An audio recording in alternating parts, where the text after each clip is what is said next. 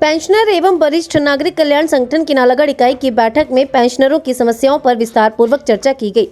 बैठक की अध्यक्षता नालागढ़ इकाई के अध्यक्ष नरेश घई ने की। वक्ताओं का कहना है कि वर्ष 2016 के बाद सेवानिवृत्त हुए पेंशनरों की पेंशन पूर्ण निर्धारित नहीं हुई और उन्हें अभी तक एरियर भी नहीं मिला है।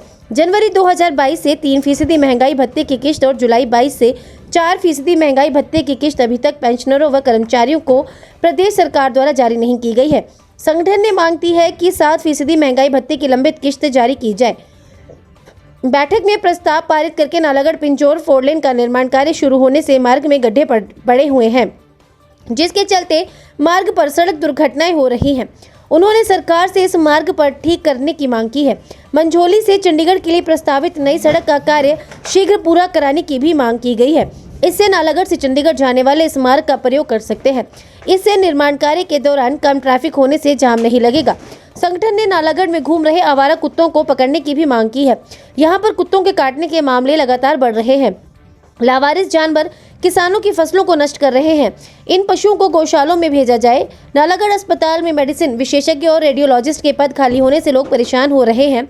संगठन ने सरकार से इन दोनों पदों को जल्द भरने की मांग की है। पेंशनर्स और सीनियर सिटीजन एसोसिएशन नालागढ़ की आज मासिक बैठक थी।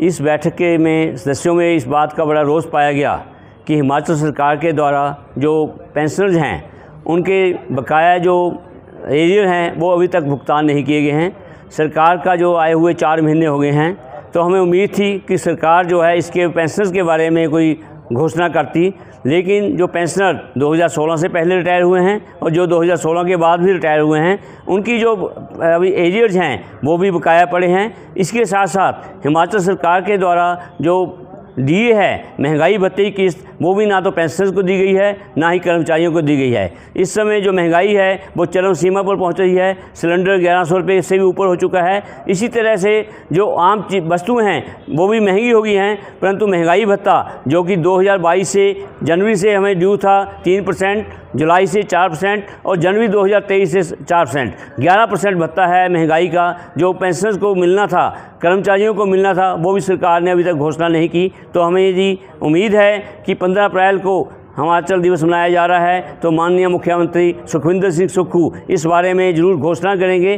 पेंशनर और कर्मचारियों को महंगाई भत्ते की किस्त देकर राहत प्रदान करेंगे। इसी तरह से सीनियर सिटीजनों में इस बात का विरोध पाया गया कि नालागढ़ का जो अस्पताल है वो एक सफ़ेद हाथी बन चुका है, क्योंकि यहाँ पिछले 1 वर्ष के करीब समय से ना तो मेडिसिन का डॉक्टर है, रेडियोलॉजिस्ट जो है 2 वर्ष से नहीं है, जो एक्सरे या जो दूसरे हमारे अल्ट्रासाउंड होते हैं उसके लिए हमें बाहर भागना पड़ रहा है। अल्ट्रासाउंड के लिए महंगा इलाज के लिए जो है प्राइवेट हॉस्पिटलों की तरफ जाना पड़ता है। गर्भवती महिलाएं हैं, बच्चे हैं, सीनियर सिटीजन हैं, उनको महंगा इलाज जो मिल रहा है। इसलिए हिमाचल सरकार से निवेदन है कि यहाँ मेडिसिन का डॉक्टर, रेडियोलॉजिस्ट के प्रबंध और साथ में जो ट्रामा सेंटर खोला है वहाँ भी समुचित स्टाफ दिया जाए। इसी तरह से जो पीएससी जोगो हैं, पीएससी रामसर है, जो गांव के हमारे हॉस्पिटल हैं, वहाँ भी जो डॉक्टर हैं वो केवल 1 रहते हैं और 1 डॉक्टर भी जो है कई बार इमरजेंसी ड्यूटी पर या दूसरी ड्यूटी पर नालागढ़ आ जाता है, तो वहाँ भी अस्पताल को जो है ताले लगते हैं। तो इसलिए हमारी उम्मीद है